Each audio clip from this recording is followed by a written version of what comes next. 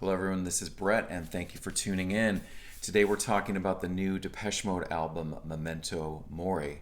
Before we get to that, if you are new to my channel and you have yet to subscribe, please click the subscribe button, leave a like, and I look forward to interacting with you guys in the comments section. So, Memento Mori, the 15th album from Depeche Mode, their first one since Spirit in 2017.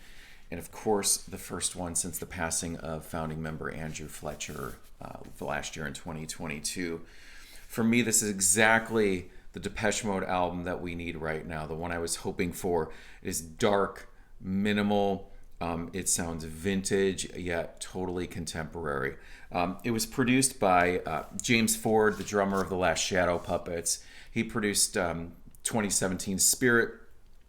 Worked with Gorillaz, Florence and the Machine, Arctic Monkeys, and I was ecstatic to see that this album has 4 co-writes with the Psychedelic Furs, Richard Butler. Sarah had pointed that out to me right after Ghost Again was released, the first single, and it all made sense lyrically. And then when you get the album and you start hearing these other songs that he co-wrote, it's just obvious to me that Richard Butler wrote them. And we'll get into that in a bit here. First, let's just talk about the strengths, because the strengths are completely outweigh any weaker spots on the album. And we'll get to that as well. So speaking of Ghost Again, the first single, I'm going to just say this now just because I've had time to process this song since it was released as a single. And a lot of times when a new single comes out from a band, and when we have to wait, a few weeks, a month, 2 months for the album, I tend to maybe listen to it once because I don't want to get burnt out on it. So then when the album comes, I'm not tending to go, oh, okay, I've heard this song too much and now it just doesn't fit. This song is complete antithesis of that. I would just go right now and just say that this song has become one of my top tier Depeche Mode songs of all time, top 10, maybe pushing into the top 5. I just think lyrically, musically, that little catchy guitar theme, the building, bubbling production of it is just a perfect song. So there we go. Let's get that out of the way. Ghosts Again, just one of my all-time favorite Depeche Mode songs.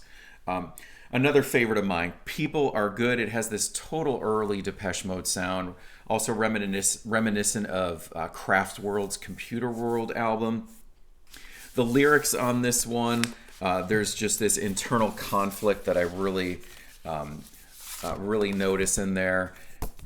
This is a Martin Gore penned one. Keep telling myself that people are good. Keep fooling myself. Heaven help me. Heaven help us.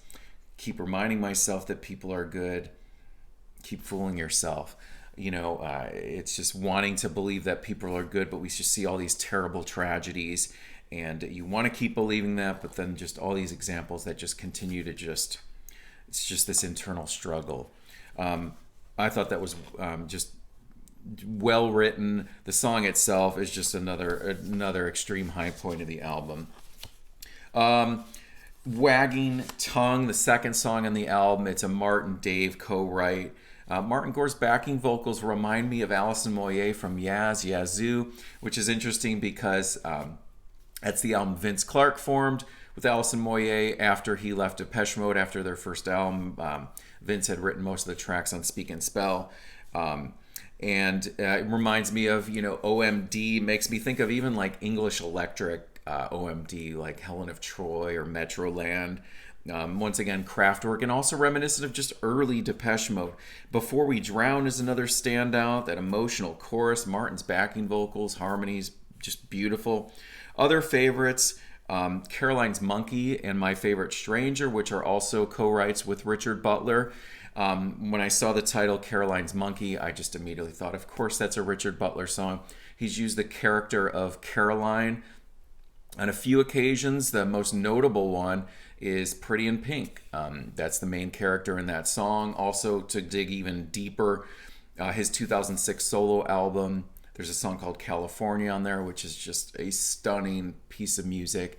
And Caroline's also another character in there. Those are also highlights. And out of the 12 songs on this album, 11 of them I'm just so into. So there is one weak spot on this one. And every Depeche Mode album has had, a Martin Gore lead vocal song on it that I recall. Some of the just absolute standouts. Somebody, The Things You Said, A Question of Lust, Judas, Sometimes.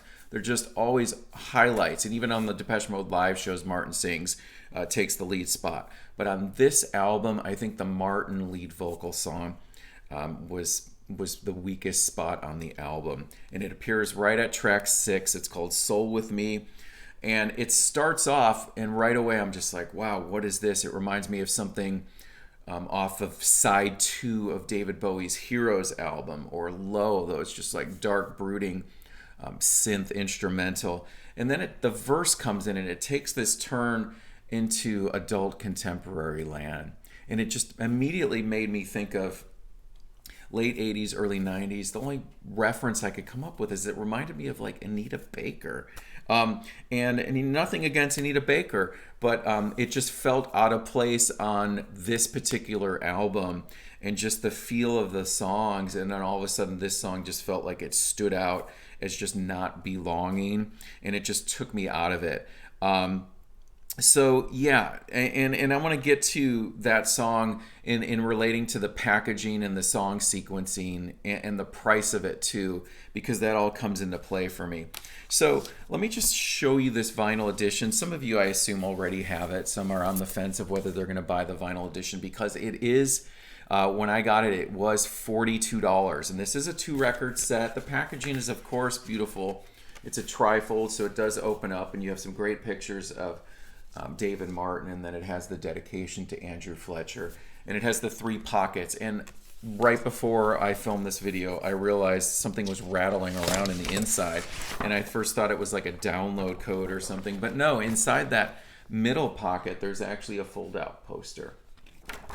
So it is 2 records, but there's only music on 3 sides. Like Spirit, it has an etching on side 4.